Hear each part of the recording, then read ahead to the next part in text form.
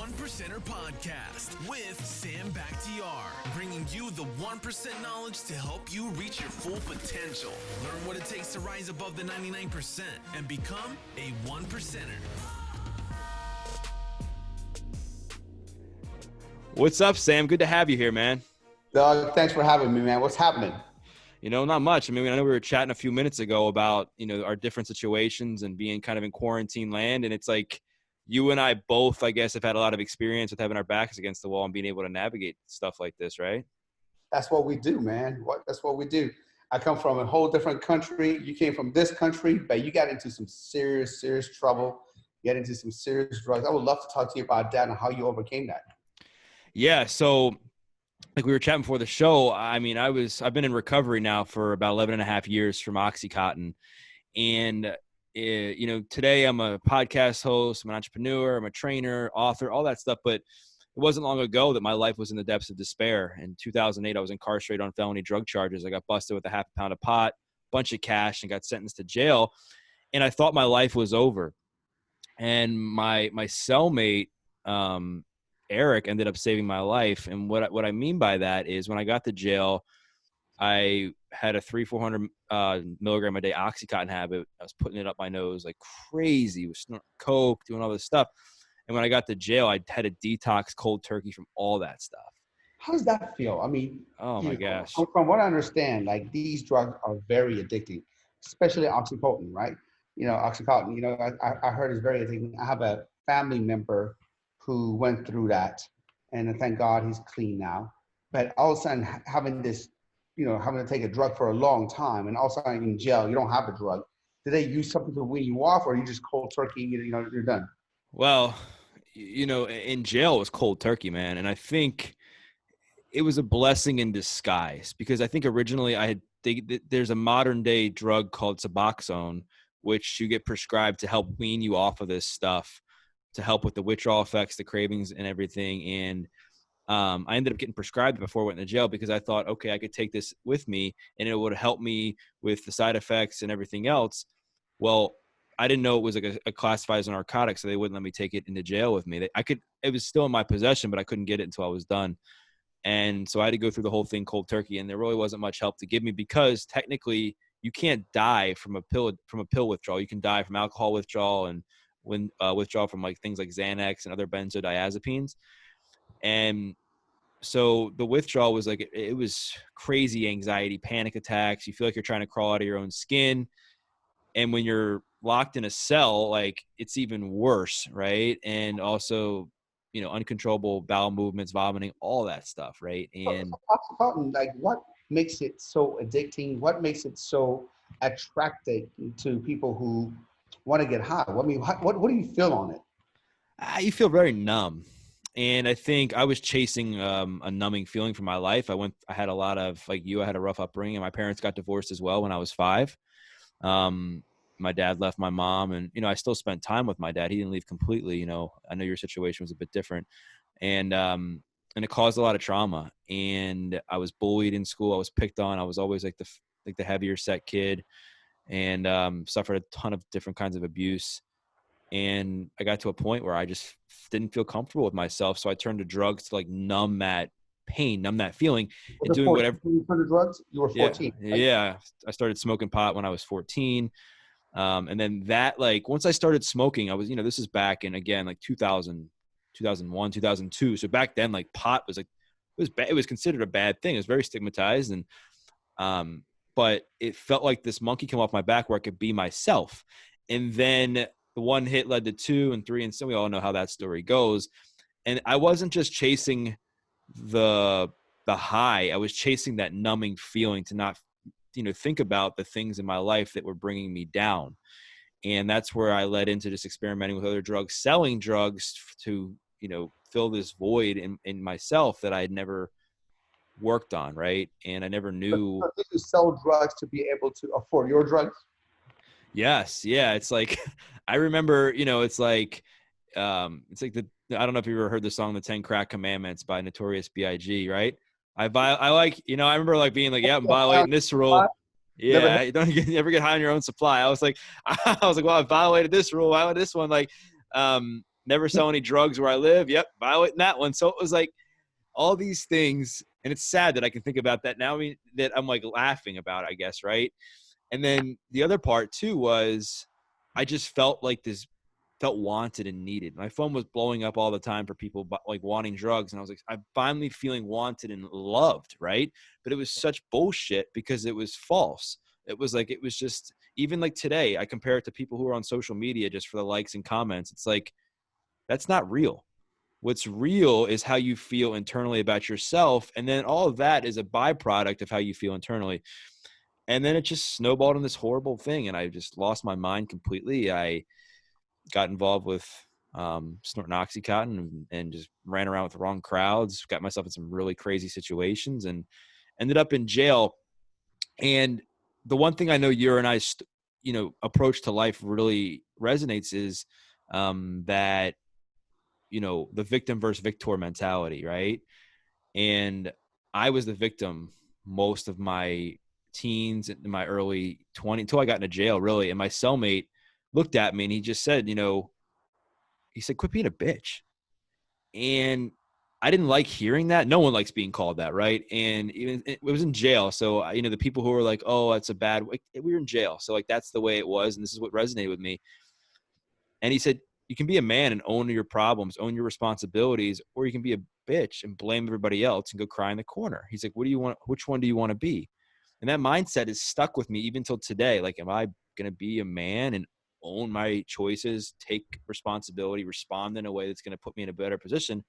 Or am I going to be a wuss or whatever and blame everybody else, take the easy way out, and just wonder why I've never had any success in life? Wow. Now, so would you say that jail probably saved your life, didn't it? Yeah, and I think sometimes our biggest blessings come from our biggest setbacks, right? And Oh, it's oh and my it's so you don't think about it in that moment, goodness. but going through, when you get out of it, you look back and you're like, wow, I can definitely point to that time where this all came from. And I think once you go through stuff like that, like you and I have now, we're able to sit in moments like this. And yeah, it's hard. It can be stressful. Like you're like, oh, like, but something good is coming from it. Yes. And we might not see it for a month. We might not see it for a year, 3 years, whatever the case may be, but we at least have faith and confidence. And like, in order for things to grow, you have to go through pain. We're both trainers, right? We know to build a bigger bicep, you got to tear that shit down. You got to fail. You got to fatigue, and you got to have it rebuild, restore, and grow into a bigger, stronger bicep, right? I mean, it's facts. And I think so many people now are afraid to go through pain because it's hard. And so I know for you, like, talk about like how, your ability to sit through situations like this stem from your upbringing of growing up in a house where your parents got divorced, your dad left, you're in Iran, your country's being attacked by Saddam Hussein when you're a kid. Like, and then you come to the States, you're in, rural PA and in a small town, like where nobody has heard of it. Right. And it's like a rough environment. Like, what had to happen for you to kind of change your mindset to become like the person you are today? Bro, I think we have such a similar story. I just feel like when you were talking, I feel like I was talking, I was talking. Yeah. Because I say the same thing, because all my devastations became my biggest blessings. Yes. If it wasn't because of the war in my country, I would never came to the United States. If it wasn't because of getting bullied and getting cut from the basketball team, I would have never went to weight training. And that's just like you said, it's so funny you say this, because I was just talking to somebody else before you that, one of the biggest human needs is that we want to belong. We want to feel like we're wanted. We belong to something. And coming to the United States, I didn't feel like I was belonging to anything. I wasn't black. I wasn't white. I was the only minority. They didn't have my favorite sport, which was soccer. And now I got cut from the basketball team. Nobody wanted me. And so I didn't feel wanted. Not until I discovered weightlifting as a scrawny little awkward kid, to go to this crazy weight room with a bunch of blue collar steel workers that were just throwing out a bunch of heavy weights and just, screaming. And now all of a sudden this scrawny kid walks in and starts lifting. He can't even do the bar. And these guys are talking to me and taking me under the wing and telling me about, the proper lifting technique and what I should eat and what I should do. And I felt like, oh my God, I finally belong. I finally belong to something. And that's where, my whole life changed, and oh my God, bro, we have such similar experiences, just different routes. Yeah, and it's amazing the bonds fitness can create, right? The community. I always like when people are going through recovery from addiction or anything else, that they join some sort of gym, get acclimated in a fitness community, because, more times often than not, they're trying to better themselves. They're trying to better their life. They're committed to their health. They're committed to eating better. They're committed to hanging around other people who are doing the same thing. And I think it's really important. And I think, people want three things in life. They obviously want belonging. Like you said, they want security and they want meaning. Right. And I think we go about it the wrong ways. We want security within ourselves. So we think Instagram and Facebook and drugs and alcohol and all these other things that we externally put into our bodies will give us that security. And with the belonging, we think just because we're hanging out with somebody or dating somebody that, it's going to give us that security. And I saw one of you was watching your content today, and I saw one of your posts about, relationships, and you were talking about like, marriage, and like, I think you were talking about having like goals as a couple and being like, you're either going to talk about it now or you're going to talk about it when you're in divorce court. And I think that's, as somebody who came from a divorced family, I agree 100%. You have to have like-minded goals. You have to have like-minded interests, values, because sex is just one part of it. And it's like the finishing touch to a relation, in my opinion, right? Is because if like beauty fades, man, and you can only have so much sex, and it clouds judgment a lot, right? So getting back to what I want to talk to you about is, I know for you now, you surround yourself with a lot of thoroughbreds, a lot of people that are doing a lot of great things. How did this evolve for you? Did you always hang out with people that were like bringing the best out in you, or was this like a hard lesson you had to learn? Oh, it's a hard lesson for me. Everything, it's been a hard lesson. Every single thing, because, I always tell people this: if I had somebody like me when I was growing up, I would have been a billionaire, not a millionaire.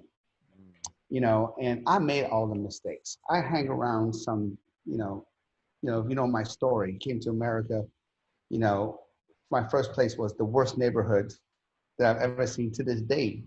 It was, brick roads, abandoned buildings, my uncle's store in the worst area where they had no loitering sign, on the streets.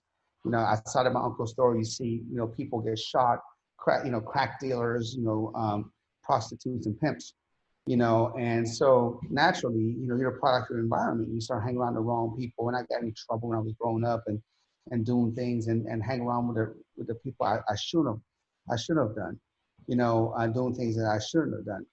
But have I not been able? I was always into improving myself. It all started with me physically, right? It started with bodybuilding and weightlifting and fitness. But when I got into fitness, and when I started training people as a personal trainer, I thought, okay, well, a personal trainer is going to give somebody a perfect nutrition program and a perfect training program, and it's just a done deal. They're going to get in shape. Well, that's not how it works. Oh. I need a perfect training program, a perfect nutrition program. I knew everything about anatomy, physiology, biomechanics, nutrition, and all of a sudden people weren't getting in shape.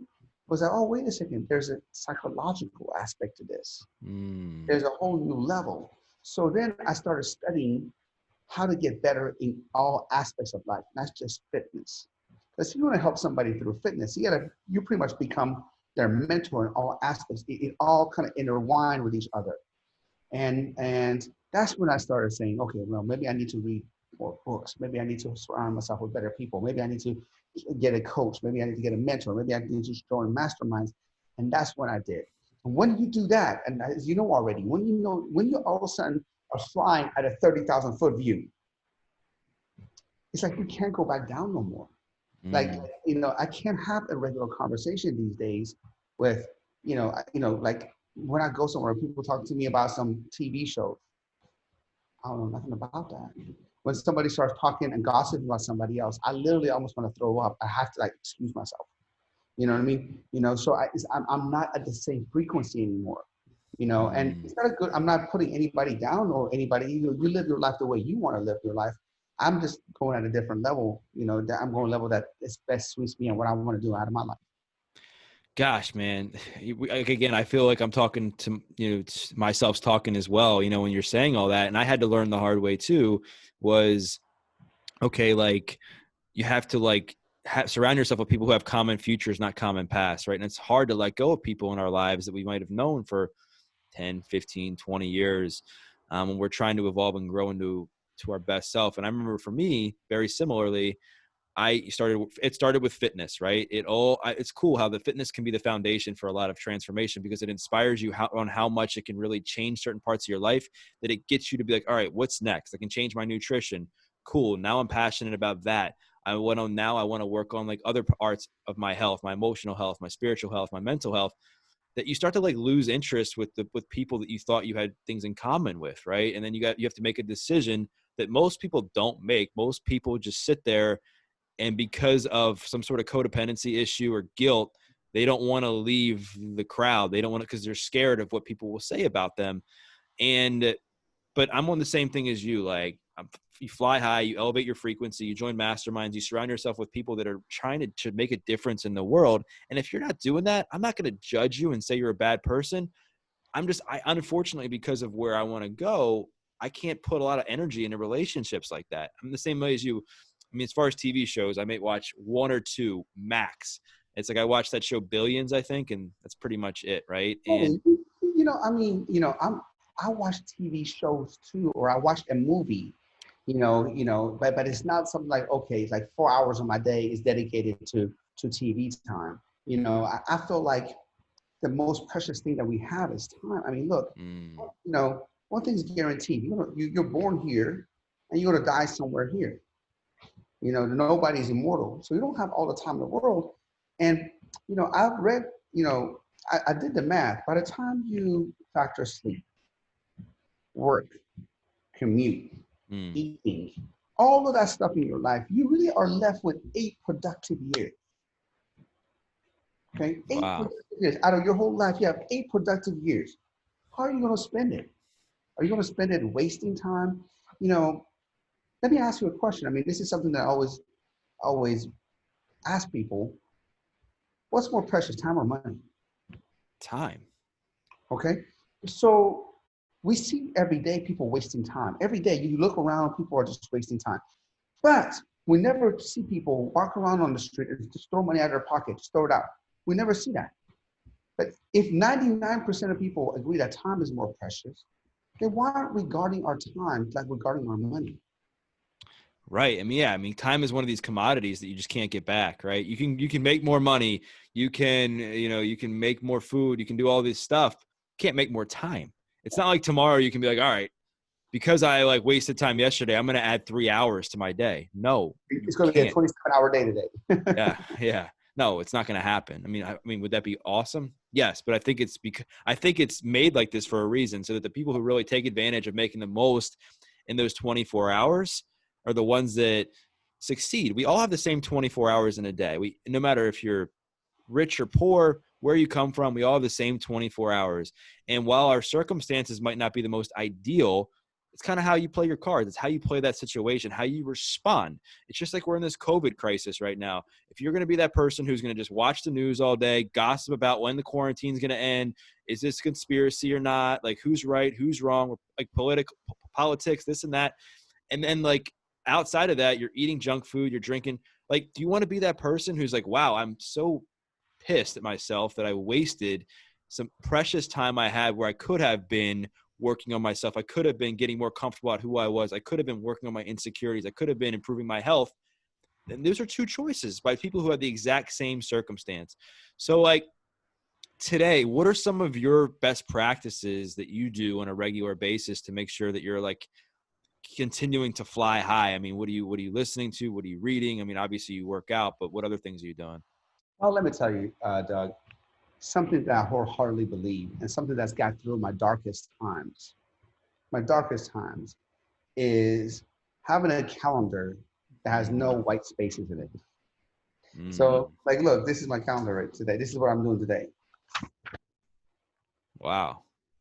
So every waking hour, I have something that is congruent to my goals.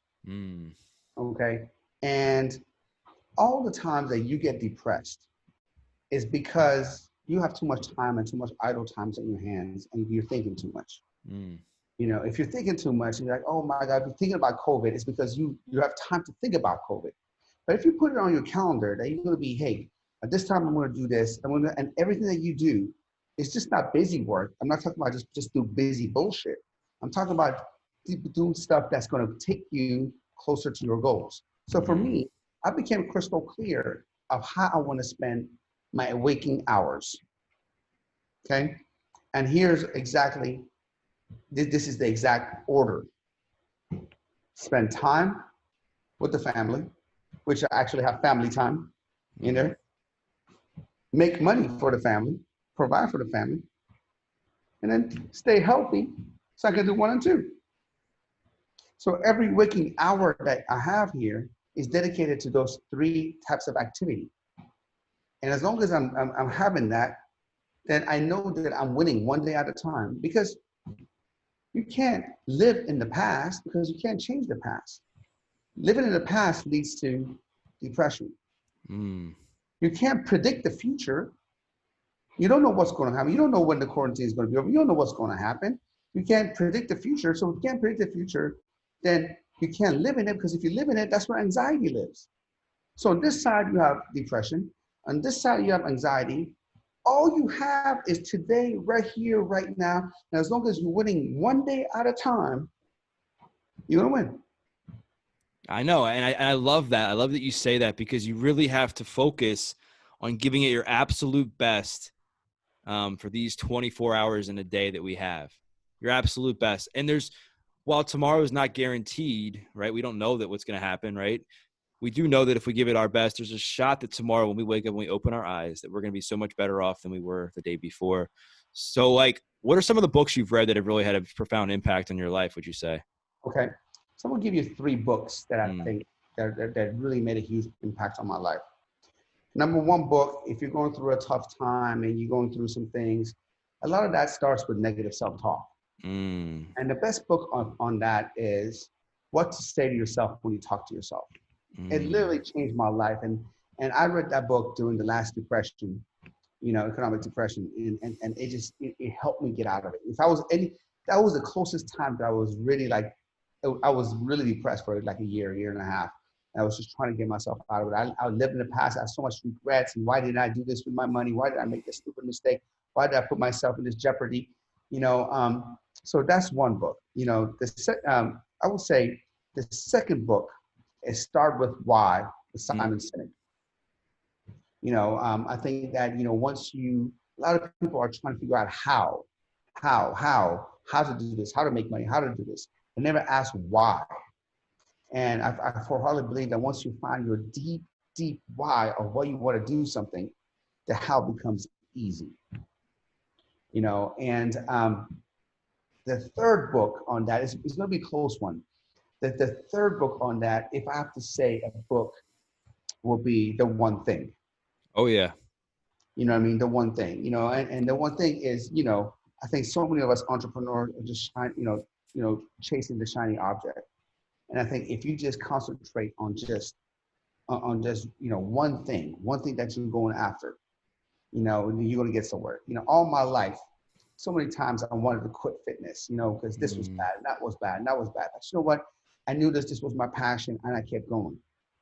And because I kept going, because I didn't want to do anything else, finally got to where I wanted to go. But it took years of trials and tribulations. It was never a linear line. I was up, I was down, I was up, I was down. And finally, I figured it out. How about you, man? What are some of your top books? I mean, The One Thing definitely was a game changer for me.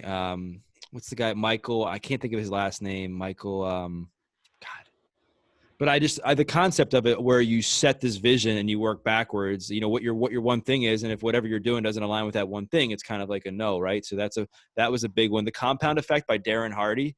I love that book, bro. Love Yeah. that book. And it's like doing the little things every single day that add up to like a big win, you know? I'm doing right now, man. I'm taking small steps. I've been doing this for the past 3.5 hours, and I figured instead of sitting on the couch and not doing anything, I might as well, do a little bit of that, a little bit of steps and all that. And today I didn't get to walk my dog. Usually I take my dog for 4 miles, so I didn't have time. So I might as well take some steps. You're on like a little treadmill there? Yeah, I'm a little treadmill. Yeah, that's where I am right now. That's awesome. Yeah. And it's so cool. Yeah. I mean, so I would say the one thing, Compound Effect, Four Agreements by Don Miguel Ruiz, I think spiritually helped me. Like don't do anything personally, be impeccable with your word, always do your best, and never make assumptions, right? And I think if you can do those four things, your life will change. And then also, like, honestly, man, like, I get different things from smaller books. Like, obviously I took some help from like the 4-Hour Workweek by Tim Ferriss, Tools of the Titans, those books. And then I crack open a book that's like a bit deeper on something that has to do with like healing some sort of trauma or pain that I'm able to like look at like internally, like how that's able to help grow me. And honestly, podcasts have been big for me just because I'm on the road so much and I'm like always like moving. So like putting something in my headphones and walking is kind of been like extremely helpful for me. And like honestly, just different people's content. Like I remember when I was on Impact Theory with Tom Bilyeu, it was such a profound moment in my life because this guy's content helped impact my life and how I operated things. It was inspiring. And then when you see and you're finally in that chair on the show like that, it kind of gives you a lot of clarity and perspective on the growth you've had. Because, and I share this because of this thing, like it's so easy to get caught in the weeds, even though we are making those small wins to add up to a big goal. It's to be like, I haven't accomplished anything. I'm not where I want to be. They have this, they have that. Because as much as we can sit here, at least for me, and be like, hey, don't fall into the comparison trap. We're probably all guilty of it in some shape or fashion too. But when you're able to kind of sit back and smell the roses and get your head out from above water and you're like, shit, I have accomplished a lot. Right. So with you, like, all right, you've escaped from war with Iran. You've obviously, you competed as a bodybuilder and completely transformed your own health from, being like a skinny kid to like being this like jacked, brawny dude. You obviously been a successful entrepreneur, author, like podcast. Like, what's your proudest moment? Honestly, my proudest moment is when all my kids were born. I can't tell you, man, that's really, to me, that they're my everything. Yeah. They're my why. And I think they're one of the reasons that I feel that way. I know a lot of people feel that way, but I really, really, truly mean it. It's deeper than just, oh yeah, my kids. You know what I mean? And it's because it really, even though at the moment I didn't realize it, it really hurt me that not having a dad. It really hurt me. Even later on, I realized, man, wow, it really, even though I was too young to realize it, it really did a toll on me, and I wanted to become that super dad. I wanted to become that dad that was able to spend time with the kids and provide with the kids. Even my 11-month-old, man, I'll tell my wife, I want one day just me and him, just me and him. On Saturdays, I just take him, most of the day. It's just, I call it like, our men bonding time. He's 11 months old. I take him to the park by myself, do stuff myself, take him with stuff myself. And I just think it's so important, man, and that, I would say my kids are my proudest moments. Yeah, I don't have any kids. I have a dog as well. So I can't relate to that, but I can empathize and understand. You will one day. When you have your kid one day. Yeah. And I think it's like, and you bring up a really good point that, sometimes life's most precious moments, precious things cost absolutely nothing. Nothing. Right. And I think, the more value we put into materialistic things like cars and not to say that's not important, right? I'm not saying that like, if you make the money, you can comfortably afford that stuff. I'm 100% with you. 100% with you. But if you're putting all your value and who you are as a person on what kind of car you drive, what kind of house you have, something could happen to you that, gosh forbid, you lose your business, you lose your shit, and that's all taken away from you. And then what? Doug, you're so right. So, before I moved into this multi-million-dollar mansion, I lived in an apartment. Mm. When I got divorced, I moved to a little apartment for 3 years. I bought this house to move in because I was, doing construction and all that. But I moved in a little apartment, and my daughters came to my little apartment, and we had so much fun in that little apartment. And now my daughters live, here in this multi-million-dollar mansion. All these rooms, everything you want is here. But you know what they say? Say, Daddy, I love the apartment. So can we move back to the apartment? Mm. And I asked them, why do you like the apartment over this mansion, this house? It's like, Daddy, because I could see you from everywhere in the I could see you. I could see everyone from everywhere in the house. See, the kids don't care about this multi-million-dollar mansion. They want time. Mm. They want they want a relationship. And they could care less. The kids don't know what the difference between the cars are in the garage. They don't care, but they just know that they want to go to the movies and hang out with daddy. You know, and that's so profound that you say that. I actually experienced that firsthand. And those things you can't. Like, what is your proudest moment? Mm.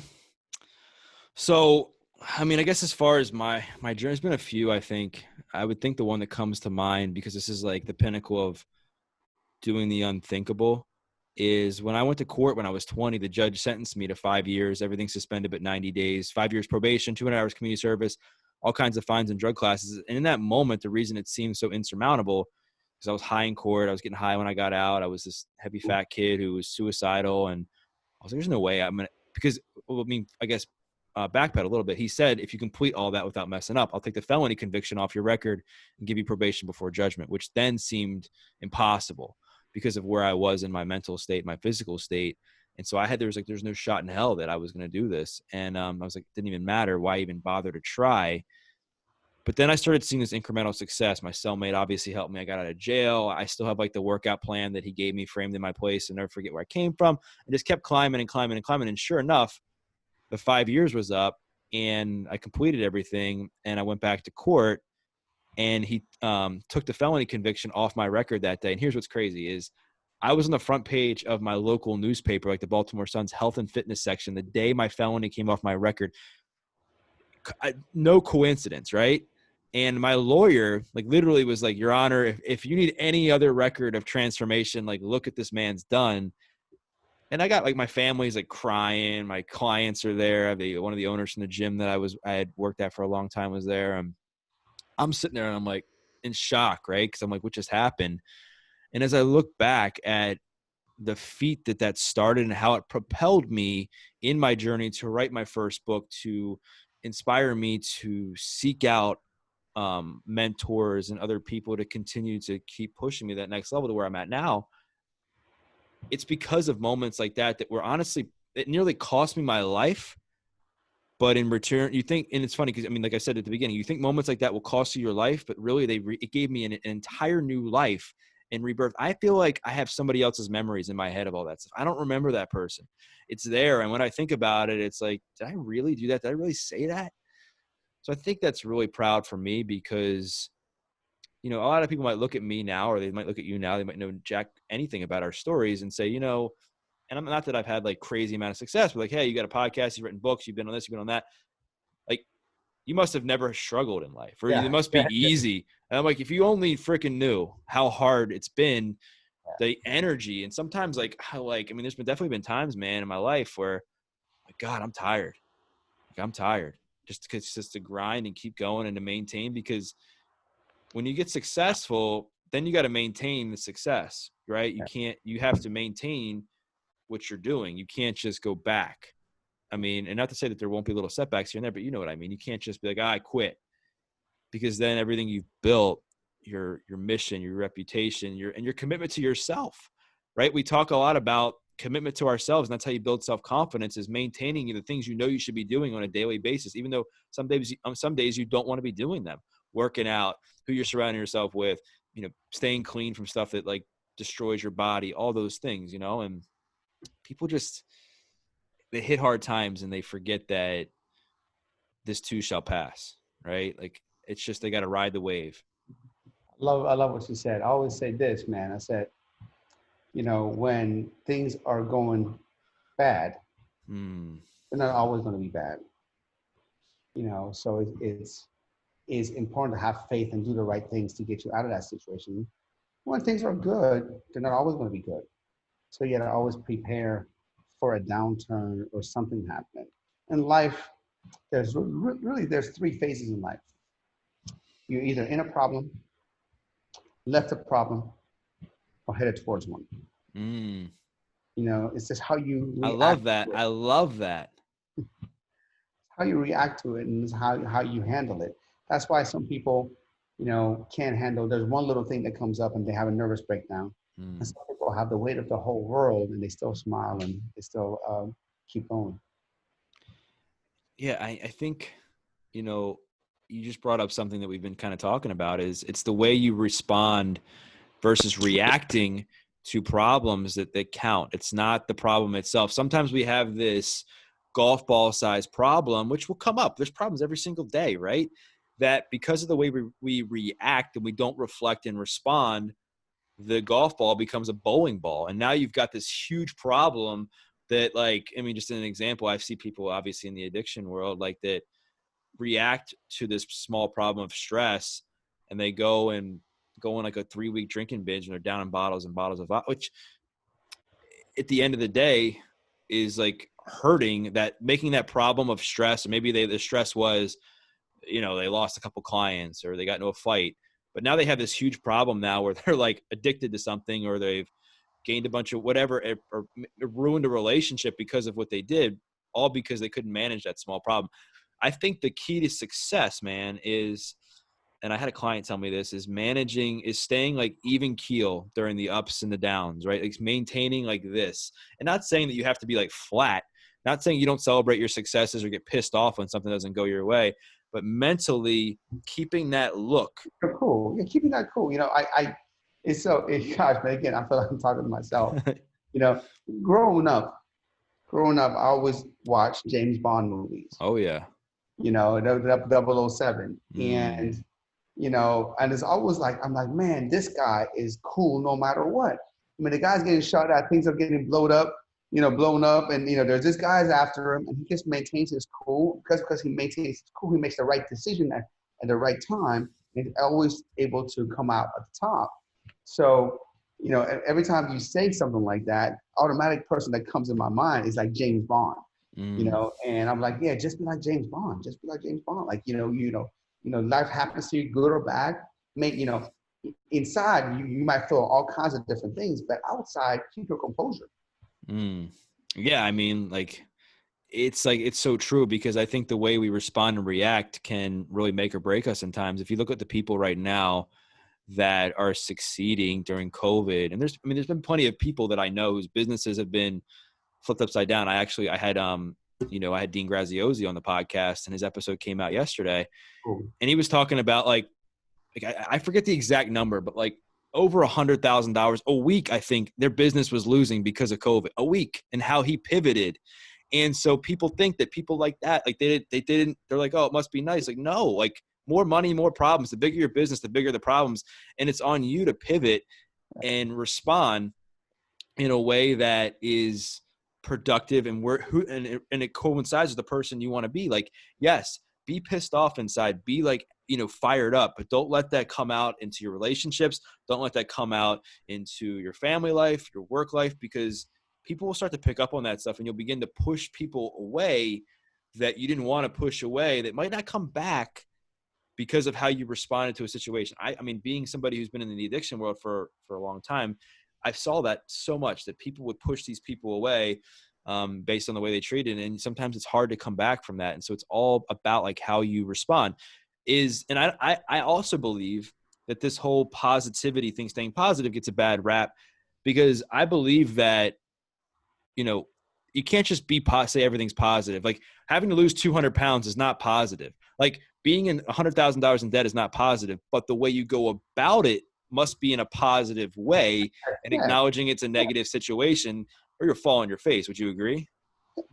that whole rah thing never sat Oh well. gosh, me Never neither. sat well Me with me. neither. Yet, reality is reality. You got to face it, Mm. and you got to have figure out a way to get out of it with a positive outcome, a positive outlook. You know what I mean? But a negative situation is a negative situation. There's people dying with COVID-19. How is that positive? Mm. But you got to figure out how to assess the situation, come up with a game plan on how you're going to react to it, and how you're going to come out at the top. That's the bottom line. I'm not a rah guy. Yeah, I'm not either. I mean, I definitely like to motivate people and inspire people and say, yeah, you got to remain positive, remain optimistic. But I'm also like a real, like a logical person and be like, okay, like really, like acknowledge the fact that right now, like maybe you shouldn't like be loving yourself for decisions you made. Maybe you shouldn't be. Doesn't mean you don't love yourself. It just means love yourself for a decision because of how you treated somebody or what you did to somebody, just to like cover up the responsibility and ownership. That's the biggest thing is like, so there's so many people that are coddled, I think, right? And we don't want to experience pain. Too many. And as a result, people now don't know how to handle stress. They don't know how to handle pain because they've never really sat with it. And that was honestly, like, I was honestly that guy who never sat with my pain. I was forced to in jail. And thank freaking God I did, because I had no other outlet. I had nowhere to go but to sit there, take all the masks off, the masks of insecurity, the mask of trying to people please, the mask of fitting in, drug addiction, and just being there with the miserable, depressed, Doug, that was like, all right, Doug, you're going to either make a choice that's going to propel you in a different direction, or you're going to make a choice you're going to be dead or back in jail. What do you want to be? And I think nowadays when people are coming to me and they're like, well, what's the biggest thing I can do to make a transformation? Start with taking ownership and accountability for yourself. Because the moment you place blame and push your responsibility onto somebody else, you lose. Like, when's the government going to save me? When's the family? Like, dude, if you're waiting for your government, you're going to be waiting a long time, right? Like, and it's like, not to say that they shouldn't or shouldn't help certain people. I'm not talking about that. I'm like, but if you're putting all of your stock in that, then that depends on you. You gotta make moves, man. Yeah, you can't. You got to make moves, right? I think and success leaves clues. You look at all the successful people that have gone through hard times. They don't just sit there and spend days and days and days waiting for like a miracle to come because they're going to clap their hands 3 times like a freaking genie. They sit there, they sit in their pain for a bit. They assess it. They're like, okay, how can I bounce back? What's my plan? And they freaking make a move. And, I mean, I'd love to get your thoughts. Like, as somebody who has had your back up against your wall pretty much your whole life, right? Like, and I've heard people talk about this. I remember reading this book by, actually another good book was Damon John wrote The Power of Broke, how pretty much he came from this super broke family in poverty. He had no other choice but to be successful. He didn't have the money coming in. He didn't have a choice to like back up against. So like, did your, setbacks in life and the stuff you had to overcome where your percentages of succeeding were super low, did that drive you even more to where you almost overshot your success so that you could, because you knew you had a lot to make up for based on, where you came from, everything you went through as a kid? Oh, 100%. 100%. I mean, the first time I started making money, and I lost it all. I made some real stupid decisions. I was like the rapper that signs his first deal and goes buys the Ferrari and the Lamborghini and goes to the club and starts throwing money, thinking that I made it, and that was because I was so broke. I wanted to show people, hey, I have arrived. I wanted to prove to myself that I've done this. I can do this, even though I was in no situation nowhere near ready to be able to do that. So and again, in 2008 hit, almost lost it all. God humbled me, and thank God I went through that. I needed to be humbled, and now second time around, with this kind of stuff that's happening, I'm not sweating it, because I've gone through it and I've already humbled once, and I learned my lesson from the first time. I mean, I overshot many times, and I was like, yeah, let me, look, let me, I'm like a little kid from Sharon, PA, where if you make $3,000 a month there, you're the man. You are the man. You make $3,000 a month there. You're living a good life. I started making 10, 15 grand a month.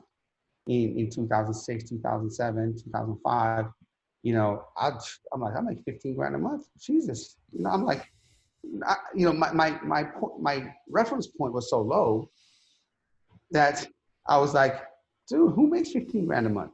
Who, what Mm. the hell? I'm the man.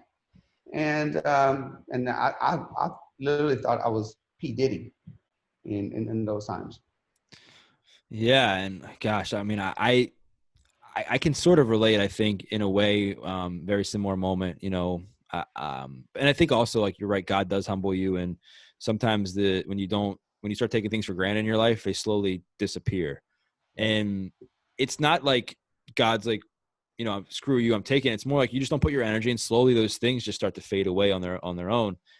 And I remember a moment for me was I was like, I was 24, 25. I was like 5% body fat. I was competing in a men's physique competition. I was training for that. I was trying out to be an Abercrombie and Fitch model. I was making phenomenal money as a trainer. I was like the top producing trainer in the gym. I just wrote my first book, but inside I was a mess. I was so still spiritually broken from a lot of things I hadn't worked through and I just got to a point where I literally, God brought me to my knees and was like, you know what, like being fit, making money, doing all these things isn't what life's all about. You need to have something that's you're serving from within to transform externally to experience true happiness. And that was really when I started to get real deep in spirituality and different practices, is because I knew that it wasn't just about me. I couldn't have really picked my story would unveil in a way that my cellmate was helping me to use fitness to change my life. And now I'm a trainer helping other people to use fitness to change their life. I couldn't make that up. Like, that would be extremely arrogant and selfish for me to be like, I did this all on my own. And for a while I did. I thought it was me. Not to say that you don't have your hand in things like that, because we do, but to think it's all us, I mean, I think it's a disservice to people around us, because then it starts to show up in other areas of our lives. So what are you working on now? Obviously you got the podcast, you're crushing, you're doing a lot with, just helping, it looks like, to help people become better versions of themselves based on your content on social media. Like, what's next for you? No, that's a great question. My gyms and my businesses, they're a mature business. We've been in business for like 20 years now. And I started them 20 years ago. And I felt like they were like a college kid who is already kind of left the home. I'm an advisor to the business. I'm not into day-to-day operations or anything anymore. You know, um, so now with this newfound time, I got to do something. And I want it to be something that I love, something that I enjoy. And what do I enjoy the most? It's always been transformation. So now that I'm not going to be actually, I'm not in the gym one-on-one training people, I'm not really in the gym. So now I'm doing more coaching, whether somebody wants fitness, whether one that wants they're stuck in their business. I'm good at two things, scaling businesses and good at getting people in shape. And that's the only thing I really want to help people transform either their personal life, through health and fitness, and their business life. And that's what I'm passionate about. And that's what I want to do this next chapter of my life, to stay busy, to stay fulfilled. And again, like you said, making a change in the world for the better. How about you? What you got going on? I mean, right now I'm trying to grow the podcast, to continue to do that, continue to share my story on more shows. And then, I'm still training people, and I still love the whole transformational aspect of fitness and helping people use that. But also I'm slowly starting to help entrepreneurs get so good at sharing their stories so they can get on like their dream podcast, because that involves developing connection with themselves, personal growth, self-help, getting really connected and grounded in who they are, so that they can be so unapologetically honest about themselves that they attract people that want to hear their story. Because there's so many people want to get on podcasts. I'm like, well, how'd you get on this? How'd you get on that? Like, it's not as easy as like sending somebody a DM. I mean, because A, you have to have a story to tell. B, you got to be good at telling it. And C, you got to convince them that you're going to be good for their show. And also you want to make sure that you're the right fit for their show on your end. Because like, if I'm sitting here pitching myself to a podcast that deals with cancer survivors. Like, Yeah. I've never had cancer. Nobody in my family is. So like that would be so polar opposite of what I'm trying to do, and vice versa. So that's kind of what I'm doing, and then also just continuing to invest in myself, continuing to grow, and like seeing, like, I think like the journey never stops, right? I think you got to continue to evolve and grow as a person in different ways, and just if things are coming up, being like, hey, I need to work on this. What can I do to get better? Just being like addicted to that growth mindset is something that's been really powerful for me. Yeah. I mean, it's funny you say that. I'm so happy that you still do like one-on-one training and are Yeah. involved. Like, I haven't done that in a while, and I felt like part of me is missing. Mm. I'm getting an itch. I'm really getting an itch of coming back and doing just a very limited amount of people, just to fulfill my heart. And I'm not sure if it's the right financial move, but it's the right fulfillment move for me.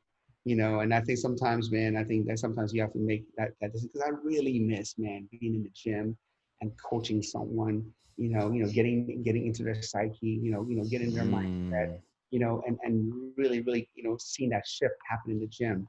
I really love that, man. And I miss that. And one of these days, sooner than later, I'm going to get back into it. Yeah, I think at the end of the day, people, they need not just success, but fulfillment, right? Because it's easy to just have fulfillment or just to have success and you get money and all this stuff. And then like, are you really happy? Can you really put your head down and I'd be like, you know what? Like, I'm really proud of the person I am. I'm proud of the way I made this money. I'm proud of the people I helped. Or are you going to be like, you know what? Like, gosh, I'm just not into this. Like, I've done things for the wrong reasons. I'm just not happy with the person I've become as a result of it. And sometimes you have to take some, financial quote unquote sacrifices to get more fulfilled. And it's like all about being of service. I think that's one of my core values, is being of service, helping people. Right. And it's not people taking advantage of me. It's not me being not, it's like what drives me and what has gotten me to be successful is other people giving themselves to me and helping me. So I'm trying to give back as well. I mean, and it's just funny because I feel like we mirror, we're like a spitting image of each other when we're talking. Yeah, absolutely. 100%. 100%. So, where, if someone wants to get a hold of you, yes, and wants to, kind of like talk to you about, getting them in shape or work with you, more on one-on-one, where's the best place for you? Well, I mean, I'm most active on Instagram. So at Doug Bopst, that's Bopst. Or my website, www.dougbopst.com. There's all kinds of information on my story, some of my interviews I've done there. And then my podcast, I think, is very, there's a lot of great information there. The Adversity Advantage, where I interview a lot of different people from all walks of life on how they've used setbacks to turn into a comeback. I think, because that's what fitness does. It positions you for a comeback, right? No matter what it is, like, you got to be feeling good about yourself. You got to be confident. You got to be managing your stress and energy in positive ways to make a true comeback, and fitness does that. Yeah. What about you? Oh, bro, like, same as you, Sam Bakhtiar, all my handles are the same, SAMBAKHTIAR. Also, if someone can text me, they can text me, to my community number, 909-200-4015. But brother, like, it's such an honor to talk to you and to meet someone who's gone through so much. And it's going to be able to come out. Gosh, man, your transformation started in the jail. Yeah. Oh, God, most people, jail will like ruin their life. It saved your life. It made you a better. Your transformation started there. You took it to a whole new level. And now you just keep improving, keep getting better, and you keep changing lives, man. It's just been an honor talking to you, brother. And I mean that sincerely. Yeah, man. You too, Sam. Like you said, a minute ago, it's awesome when you're able to talk to somebody and you feel like you're speaking their language and you're at the same, frequency and everything, because then the conversation flows that much better. And I feel like you're somebody that I could, be like a friend to. When the next time I'm in California, I'm gonna have to hit you up. Please do. Matter of fact, I'll, I don't know if you have my number or not. I'll give you my number, and text me when you come here. I would love to have a lunch with you and hang out with you when you come here next time. Absolutely, man. Well, thank you so much for this conversation. Appreciate you, man. All right, man. Hey guys, if you liked today's episode, do me a huge favor. Go ahead and leave a comment below, subscribe to the channel, leave me a review, and tag a few friends that you think can benefit from from what we shared today. Really appreciate it. God bless.